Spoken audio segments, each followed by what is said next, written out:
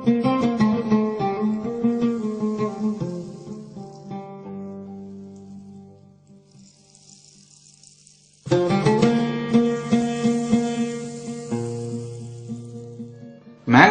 the gateway to Karnataka, is named after goddess Mangala Devi. Traditionally an important trading port, it is a now fast-growing city transforming into one of the most developing urban centers in South India.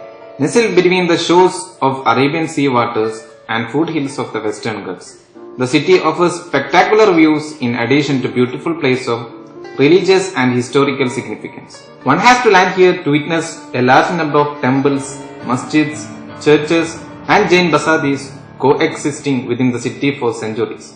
The word Mangalore evokes scenes of centuries-old churches, serene beaches and excellent cuisine. To a tourist, this is the mental image that Mangalore conjures. Even for residents, the picture is not very different. And because of this, both tourists and residents come missing out on a very significant piece of history that exists right in the heart of the city. Bandar, the trade and fishing center of Mangalore, is different thing for different people. For tradesmen, it is a one-stop shop for their business needs. For fishing people, this is where their livelihood exists and thrives. And for the Muslim community, in Mangalore, this is where their history began in this city 1400 years ago. For here stands a masjid that is a remarkable creation of purely Indian design. Legends has it that the masjid was built around 644 AD, very close to the life and times of Prophet Muhammad.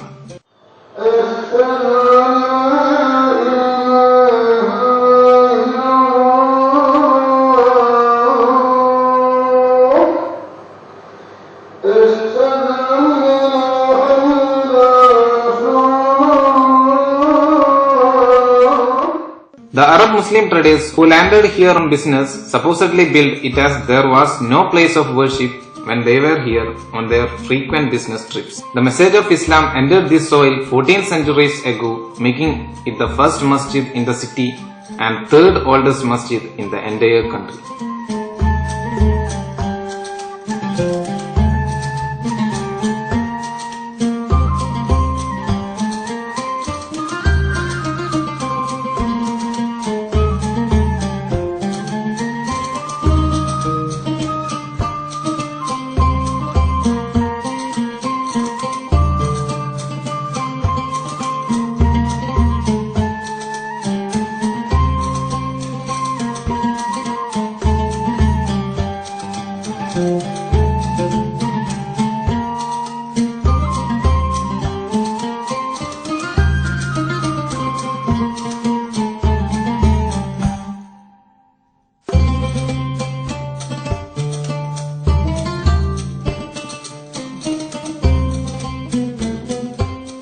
Today, the masjid functions as a central masjid for the entire district of Dakshina Kannada, and the present Qazi for district is Al-Hajj K. Ahmad Musliyar.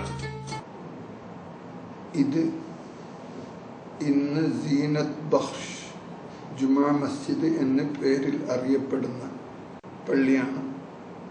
പക്ഷേ അതിൻ്റെ യഥാർത്ഥ നാമം മാലിക് ദീനാർ വലിയ ജുമാഅത്ത് പള്ളി അല്ലെങ്കിൽ വലിയ പള്ളി എന്നാണ്. ഈ പുതിയ പേര് സീനത്ത് ബഖ്ഷ് എന്ന പേര് ഇതിനുണ്ടായത് ടിപ്പു സുൽത്താൻ ഈ പള്ളിയെ വളരെ വലിയ കലാവിരുദ്ധോടുകൂടെ പുനരുദ്ധാരണം ചെയ്തതോടുകൂടെ അദ്ദേഹം നൽകിയ പേരാണ് സീനത്ത് ബഖ്ഷ് എന്നുള്ളത്. എന്നാൽ ഈ പള്ളി ഹിജ്റ 22-ാം തീയതി ഹിജ്റ 22-ാം വർഷം ജമാദുൽ അവ്വൽ 27-ാം തീയതി വെള്ളിയാഴ്ചയാണ് മാലിക് ദീനാർ ഈ പള്ളി ഉദ്ഘാടനം. ശാഖയായ തഗ്ലബ് ഗോത്രത്തിന്റെ രാജാവായിരുന്ന ഹബീബ് ബിൻ മാലിക്കിന്റെ കൂടെ അദ്ദേഹത്തിന്റെ കമാൻഡറായിട്ടാണ് മാലിക് എന്ന പേരുള്ള ഇദ്ദേഹം ഇവിടെ വരുന്നത്. അദ്ദേഹം ചെറുപ്പക്കാരനാണ്. പിന്നീട് ഇവിടെ നിന്ന് ചേരമാൻ പെരുമാൾ റളിയല്ലാഹു അൻഹു അവർകൾ ഇസ്ലാം മതം സ്വീകരിച്ചിട്ട് അവിടെ അറബിയയിലേക്ക് പോയി. അദ്ദേഹം രണ്ടാമത് തിരിച്ചു വരുമ്പോൾ ഇന്നത്തെ സലാലയിൽ വെച്ച് എത്തിയപ്പോൾ അദ്ദേഹം രോഗബാധിതനായി. അപ്പോൾ ആ നാട്ടിലേക്ക് ഞാൻ ഈ രോഗത്തിൽ മരിച്ചു പോയാലും നിങ്ങൾ പോകണം, അവിടുത്തെ രാജാക്കന്മാർക്ക് ഞാൻ കത്തുകൾ തരാം, അവർ നിങ്ങൾക്ക് പള്ളി ഉണ്ടാക്കാനുള്ള സൗകര്യങ്ങളൊക്കെ ചെയ്തു തരും. അങ്ങനെ ചേരമാൻ പെരുമാൾ റളിയല്ലാഹു അൻഹുവിന്റെ കത്തുകളുമായിട്ട്, ചേരമാൻ പെരുമാൾ അന്തരിച്ചതിന് ശേഷം കത്തുകളുമായിട്ട് മാലിക് ദിനാർ റളിയല്ലാഹു അൻഹു അനുചരന്മാരും ഹിജ്റ 22 അദ്ദേഹം വരുന്നത് ഹിജ്റ 21 വർഷത്തിലാണ്. 21 വർഷം ഇവിടെ വരികയും ഇവിടുത്തെ ഹിന്ദു രാജാക്കന്മാർക്ക് ആ കത്തുകൾ ഏൽപ്പിക്കുകയും ചെയ്തപ്പോൾ അവർ ചേരമാൻ പെരുമാളിൻ്റെ അതിൽ നിന്നാണ് കത്ത് എന്നറിഞ്ഞപ്പോൾ അതിന് തലയിലും കണ്ണിലും വെച്ചിട്ട് ചുപിച്ചിട്ട് അവരെല്ലാം പറഞ്ഞ് നിങ്ങൾക്ക് എവിടെ പള്ളി വെക്കണോ അവിടെ നിങ്ങൾ പള്ളി വെച്ചുകൊള്ളുക, അതിനുള്ള എല്ലാ സൗകര്യവും ഞങ്ങൾ ചെയ്തു തരും. ഇതുവരെ കൊടുങ്ങല്ലൂരുടെ രാജാവ് പറഞ്ഞ് നിങ്ങളെ പള്ളി എൻ്റെ കൊട്ടാരത്തിൻ്റെ അടുത്ത് തന്നെ വേണം, കാരണം എനിക്ക് അവിടെ നടക്കുന്നതും പിന്നെ ചെയ്യുന്നതും ഒക്കെ കാണുകയും കേൾക്കുകയും വേണം എന്ന് പറഞ്ഞ് നിർബന്ധിച്ചിട്ട് അവിടെ ഉണ്ടാക്കി കൊടുക്കുകയും ചെയ്തു. ഇത് ഇസ്ലാമിന്റെ ആഗമനത്തെ ഉണ്ടായ ഈ മഹത്തായ സംഭവം എന്ന് മുസ്ലിമീങ്ങൾ നല്ല നന്ദിപൂർവ്വം ഓർക്കണം. കാരണം അത്രയും സഹിഷ്ണുതയോടുകൂടിയാണ് ഇവിടെ അവർ സ്വീകരിച്ചിട്ടുള്ളത്. അങ്ങനെ അവർ പള്ളി വെക്കേണ്ട എല്ലാ സൗകര്യം ചെയ്തു. അങ്ങനെ വെക്കപ്പെട്ട 10 പള്ളികളിൽ ഒരു പള്ളിയാണ് ഇത് ഇവിടെ ഇന്ന് ബന്ദറിൽ സ്ഥിതി ചെയ്യുന്ന, ഇന്ന് സീനത്ത് ബഖ്ഷ് എന്ന പേരിൽ അറിയപ്പെടുന്ന ഈ പള്ളിയുടെ പേര് മാലിക് ദിനാർ വലിയ പള്ളി എന്നാണ് യഥാർത്ഥത്തിൽ. പിന്നെ ടിപ്പു സുൽത്താൻ ഇതിനെ പുതുക്കി പണിതതോടുകൂടെ ഇതിന്റെ പേര് അദ്ദേഹം സീനത്ത് ബഖ്ഷ് എന്ന് പറഞ്ഞാൽ ഇതിന്റെ അർത്ഥം സൗന്ദര്യദായകം എന്നാണ് ഇതിന്റെ അർത്ഥം. അതായത് ഇന്നത്തേക്ക് 1411 അല്ലെങ്കിൽ 412 വർഷം മുമ്പാണ് ഈ പള്ളിയുടെ ഉദ്ഘാടനം നിർവഹിക്കപ്പെട്ടത്. 1412 വർഷം മുമ്പ് ആണ് ഇവിടെ ഈ പള്ളിയുടെ ഉദ്ഘാടനം നിർവഹിക്കപ്പെട്ടത്. അത്രയും പഴക്കമുള്ളതാണ്. എന്ന് മാത്രമല്ല വളരെ ഇവിടെ എല്ലാ ടൂറിസ്റ്റ്, അതുപോലുള്ള ചരിത്ര ഗവേഷണം നടത്തുന്നവർ, അതുപോലെ പുരാവസ്തുവിൽ ആഭിമുഖ്യമുള്ളവർ ഒക്കെ വന്നിട്ട് കാണുകയും അനുഭവിക്കുകയും ചെയ്യേണ്ട ഒരു മഹത്തായ സ്ഥലം. The masjid has special religious significance and connotation for the Muslim community.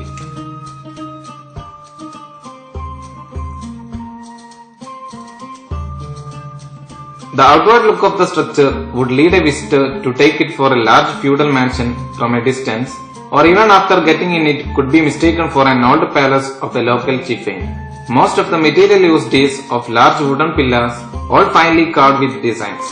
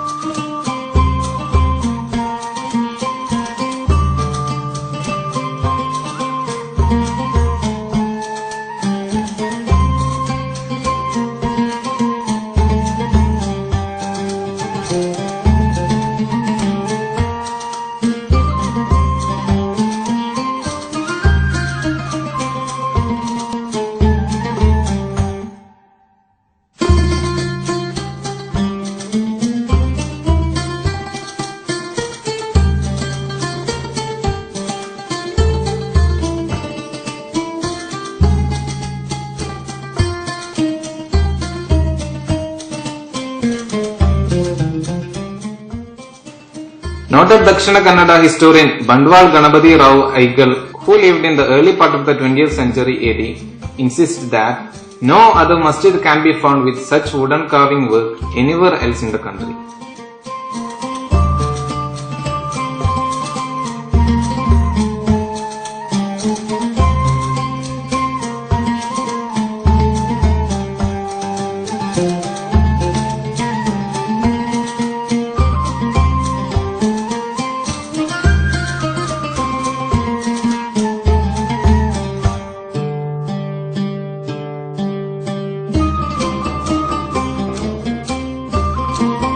present Khatib of the Masjid is Sadaqatullah Fari.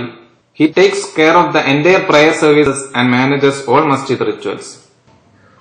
ഇവിടെ ദീനിയായ പ്രവർത്തനങ്ങൾ സജീവമാണ്. ഇപ്പോൾ 2 വർഷമായി ഹിഫ്ദുൽ ഖുർആൻ കോളേജ് തുടങ്ങുകയും 30ഓളം കുട്ടികൾ പഠിക്കുകയും ചെയ്യുന്നുണ്ട്.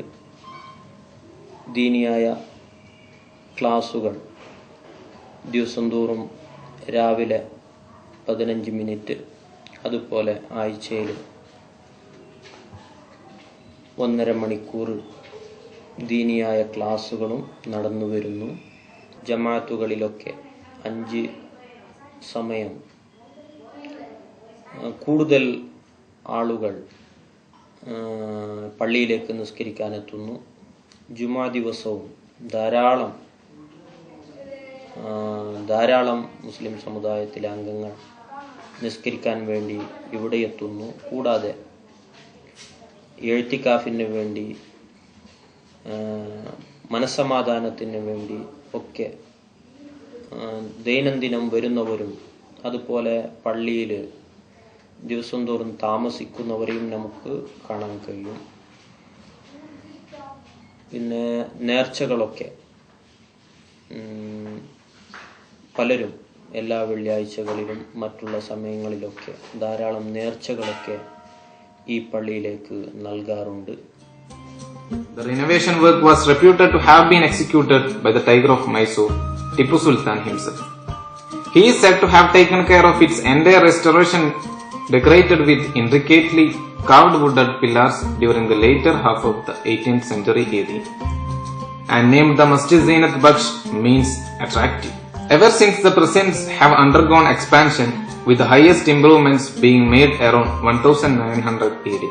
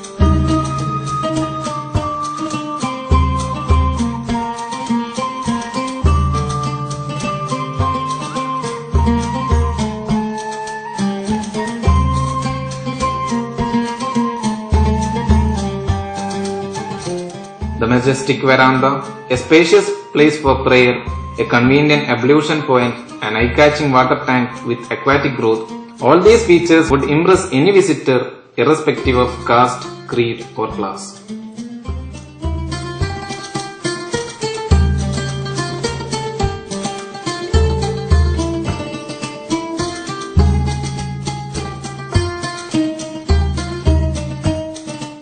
Besides, he also built a masjid about 2 kilometers away from it on the Eidgah Hill, now known as the Lighthouse Hill.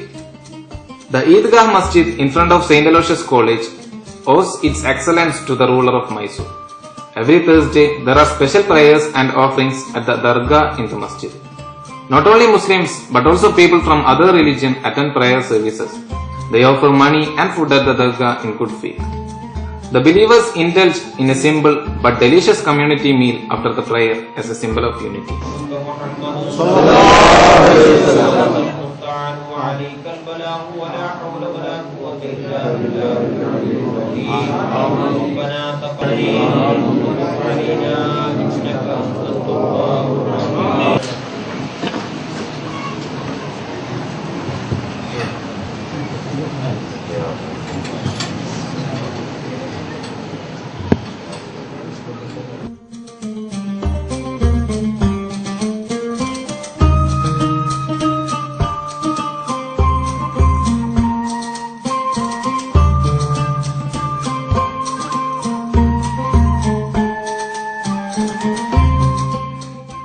Besides a host of community beneficial activities like providing assistance for marriage, education, medical relief and shelter, the Mangalore Central Juma Masjid Committee runs a Yatim Ghana.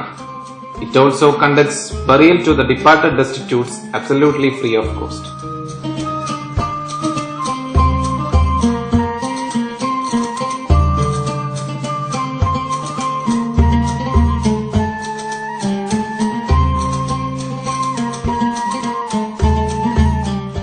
For believers and connoisseurs of history alike, this is a must-see place. This is where history comes alive through delicately carved woodworks, deep sense of community service, and a sense of peace and serenity within the walls of the edifice.